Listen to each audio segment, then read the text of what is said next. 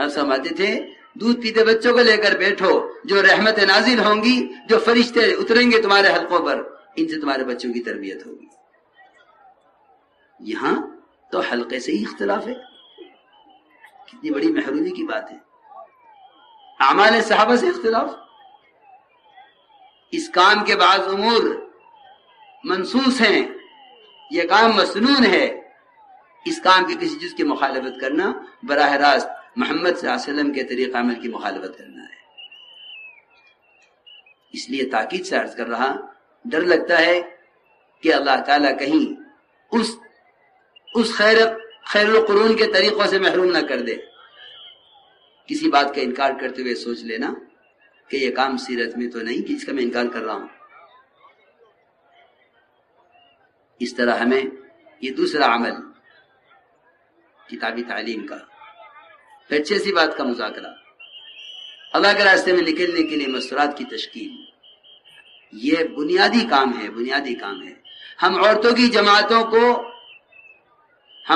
جماعتوں کو کثرت سے نکالنا چاہتے ہیں، عورتوں کی جماعتیں کثرت سے نکالنا چاہتے ہیں۔ کیوں؟ آپ بتائیں، مسجدیں زیادہ ہیں، گھر زیادہ ہیں؟ مسجدیں زیادہ ہیں دنیا میں، گھر زیادہ ہیں؟ گھر زیادہ ہیں۔ مردوں کو تو مسجدوں میں ماحول مل جائے گا، ان گھروں کے ماحول کو کیسے بدلا جائے گا؟ ان گھروں کے ماحول کو کیسے بدلا جائے گا؟ ہر گھر کے 24 گھنٹے کے نظام کو دعوت پر، عبادت پر، سنتوں پر، تعلیم کے حلقوں پر، قرآن کی تفسیر کے حلقوں پر، اس گھر کے 24 گھنٹے کے معمول کو نبوت کے طریقے پر لانے کے لیے اس گھر میں عورتوں کی جماعت کا داخل کرنا ضروری ہے۔ ہمارا ہدف تو یہ ہے۔ شرائط، پردہ، محرم شرعی ساتھ ہونا، یہ شرائط سب سے زیادہ اہمیت رکھتی ہیں۔ حضور اکرم صلی اللہ علیہ وسلم ام حرام بنت ملحان کے گھر میں آرام فرما رہے تھے، نیند سے اٹھے، پوچھا کہ یا رسول اللہ، ام حرام آپ کیوں مسکرا رہے ہیں؟ فرمایا کہ میں مسکرا رہا ہوں، میں نے خواب دیکھا ہے، میری امت کے، میرے بعد میری امت کے ایسے کچھ لوگ جو سمندر پار جائیں گے کشتی میں سفر کر کے میرے دین کی دعوت کو مجھ تک پہنچانے کے لیے،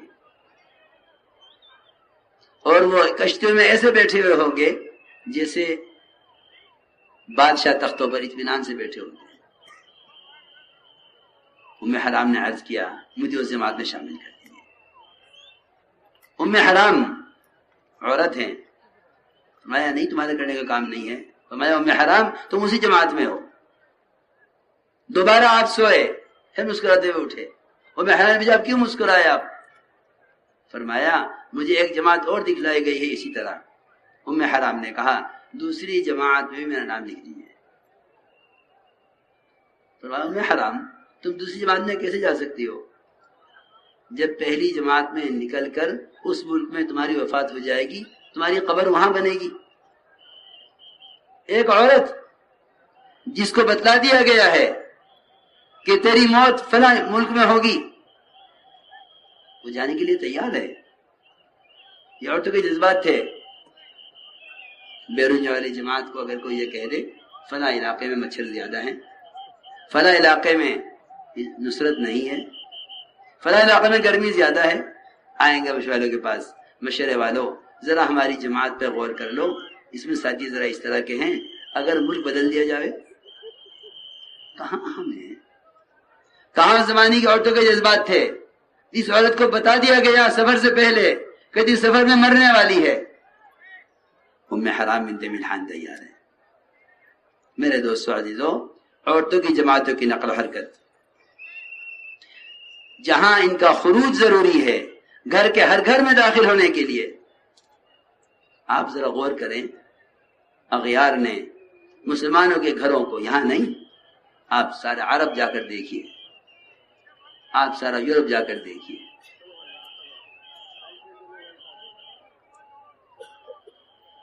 ان کے گھروں میں ارتداد لانے کے لیے ان کے گھروں کے اندر اللہ کے غیر کی پوجا کرانے کے لیے، ان کے گھروں کو اغیار کا معبد بنانے کے لیے غیر مسلم اللہ کو نہ ماننے والے ملازمین رکھے جاتے ہیں. وہ رفتہ رفتہ ان کے طریقے اختیار کر لیتے ہیں. باطل بہت شاطر ہے، باطل بہت سمجھدار ہے. مسلمان سے بیٹھ کے یہ سوچے گا کہ کیا یہ عورتوں کے بھی کرنے کا کام ہے؟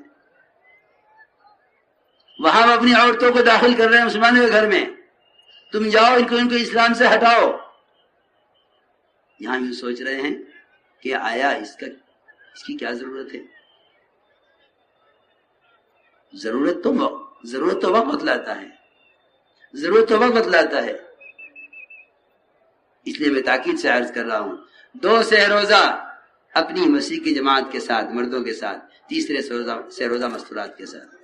میں ہر مسجد والوں سے کہتا ہوں، ساری دنیا کے ہر مسجد والوں سے کہتا ہوں کہ ہر مسجد کی جماعت اپنے ساتھیوں کو انصار کی طرح آنے والی مستورات کی جماعتوں کے استقبال کے لیے اپنے گھروں کو پیش کرے. یہ ہر مسجد کی جماعت کو چاہیے کہ وہ اس کی ترغیب دیا کرے. تشکیل کرو ساتھیوں کی تشکیل. کون مستورات کی جماعت کے استقبال کرے گا اپنے گھر میں؟ کہیں جماعت آ کر ٹھہر جائے مستورات کی، آس پاس کے محلے کی عورتیں آ کر تعلیم میں شرکت کر لیں، یہ ہرگز کافی نہیں ہے. جب تک اس گھر میں کم سے کم 24 گھنٹے جماعت رہ کر، اس گھر کے افراد کو ساتھ لے کر انہیں کھانے کی سنتیں، سونے کی سنتیں، تعلیم کا طریقہ، نماز کا طریقہ، ایمان، عبادات جب تک ساتھ رکھ کر عملی طور پر نہ سکھلائیں، میں نہیں سمجھتا کہ گھروں کا ماحول صرف ہفتہ واری تعلیم سے بدل جائے. نہیں، ہفتہ واری تعلیم گھنٹے 2 گھنٹے کی ہے. ایک گھر کے 24 گھنٹے کے نظام کو بدلنے کے لیے یہ بنیادی ذریعہ ہے کہ کوشش کرو کہ ہر گھر میں مستورات کی جماعتیں داخل ہو جائیں. میں کچھ کہہ رہا ہوں، دیکھو جب مہاجرین آئے ہجرت کر کے، یہ آ کر کسی میدان میں نہیں پڑ گئے. صحابہ نے ہر چیز میں ان کو شریک کیا. بیوی میرے پاس 2 ہیں، 1 لے لو. میرے پاس کھیت 2 ہیں، 1 لے لو.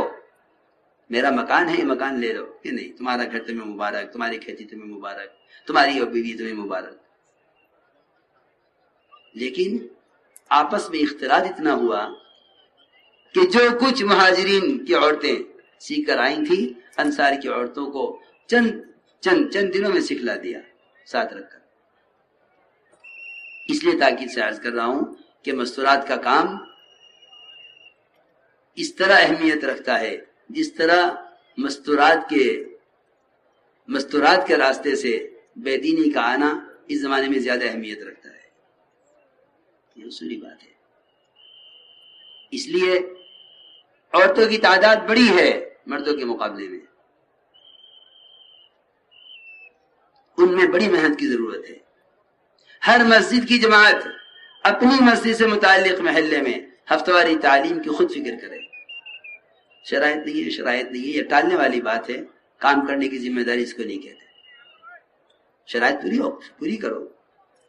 ہر محلے میں ہفتہ واری تعلیم.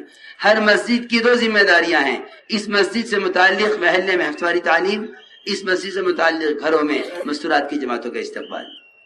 یہ ہر مسجد کی جماعت کی ذمہ داری ہے. میں جو کچھ کہہ رہا ہوں خدا کے لیے اسے موبائلوں میں محفوظ کر کے پھینک مت دینا، بلکہ اس کو عملی طور پر کر کے ہمیں اس کی کارگزاری پیش کرنا نظام الدین میں، کہ یہ کہاں تک وجود میں آ گیا، کہاں تک عمل میں آ گیا. اس طرح سے ہمیں گھر کے 5 اعمال اہتمام سے کرنے، جس میں 5واں عمل مشورہ ہے. کل تعلیم کون عورت کرائے گی، قرآن کا حلقہ کس کے ذمہ ہوگا، کل 6 نمبر کون بیان کرے گی، یہ روزانہ کے مشورے سے متعین عورت کے ذمہ کیا جائے گا. اس طرح ہمیں انشاءاللہ یہ گھروں کے اندر ماحول بنانا ہے.